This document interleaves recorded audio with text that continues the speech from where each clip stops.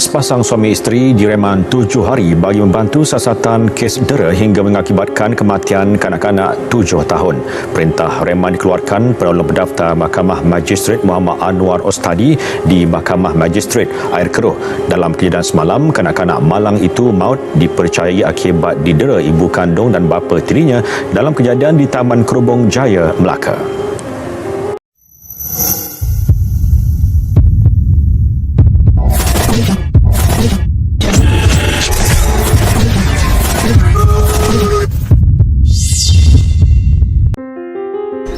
Assalamualaikum dan salam sejahtera. Bertemu lagi dengan saya, pengacara anda dalam perbincangan hari ini. Saya, Duru Setiapta binti Abdul Razak, penomor kad metrik di 20202096244 akan membincangkan kepada anda tentang kes jenayah penderaan dan pengabaian kanak-kanak dalam Malaysia. Berikut merupakan sedikit latar belakang tentang diri saya. Kebimbangan tentang kualiti kehidupan keluarga telah meningkat kerana laporan tentang banyak kanak-kanak yang didera secara fizikal atau diabaikan oleh ibu bapa mereka. Rawatan ini mempunyai akibat yang serius terhadap tingkah laku mereka sepanjang perjalanan hidup. Oleh kerana kepentingan bab ini ditumpukan kepada isu penderaan kanak-kanak dan juga pengabaian serta hubungannya dengan tingkah laku delinkuan kanak-kanak.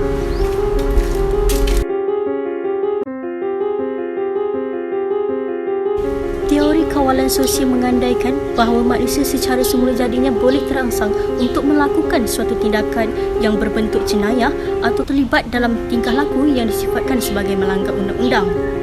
Terdapat 4 elemen yang kita boleh kaitkan dengan teori ini. Yang pertama, keterikatan. Yang kedua, komitmen. Ketiga, kelibatan. Dan yang keempat, kepercayaan. Keterikatan merujuk kepada hubungan secara psikologikal dan perasaan emosi antara seseorang remaja dengan orang yang dianggap rapat dan penting di dalam kehidupannya seperti ibu bapa, guru dan juga rakan sebaya.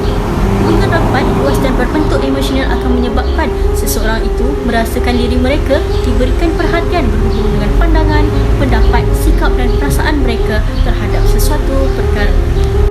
Yang kedua, komitmen mencerminkan ganjaran sosial yang bakal diterima oleh seseorang kesan dari hubungannya dengan individu, kelompok ataupun masyarakat.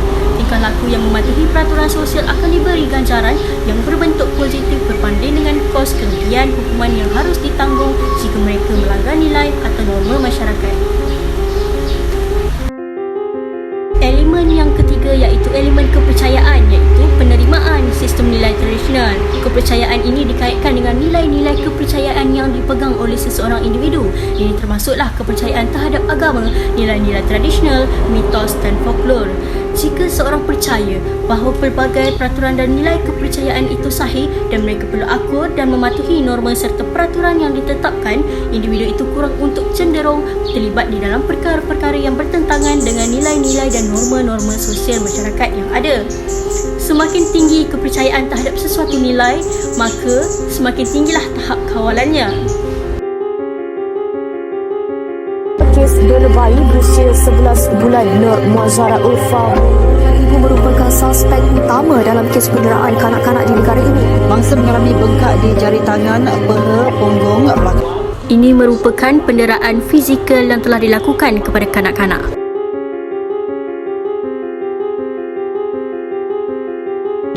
Penderaan kanak-kanak di Malaysia sering dibincangkan di dada-dada akhbar dan juga di kaca televisyen.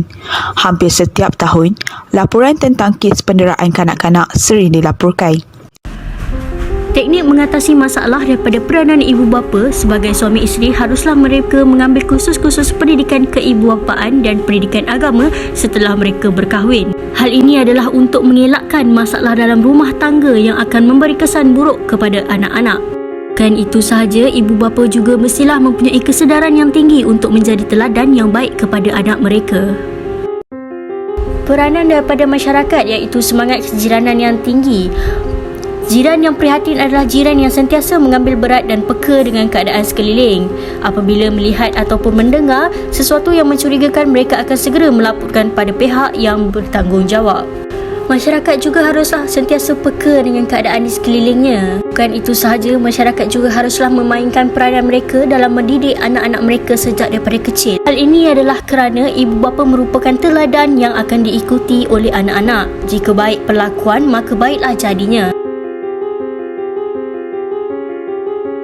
Kesimpulannya, setiap rumah tangga pasti ada baik dan buruknya. Namun sebagai ketua rumah atau ibu bapa yang bertanggungjawab, elakkanlah untuk membiarkan anak-anak menjadi mangsa dalam rumah tangga kerana kesan yang akan ditepuhi oleh anak-anak akan menjadi teruk pada masa yang akan datang. Assalamualaikum dan hai. Di kesempatan ini saya ingin mengucapkan ribuan terima kasih kepada Prof Mas kerana telah memberikan peluang kepada saya untuk mengedit dan membuat tugasan 3. Saya juga mengucapkan ribuan terima kasih kepada rakan-rakan yang telah menonton. Diharap video ini dapat memberi sedikit ilmu pengetahuan kepada semua. Sekian, terima kasih.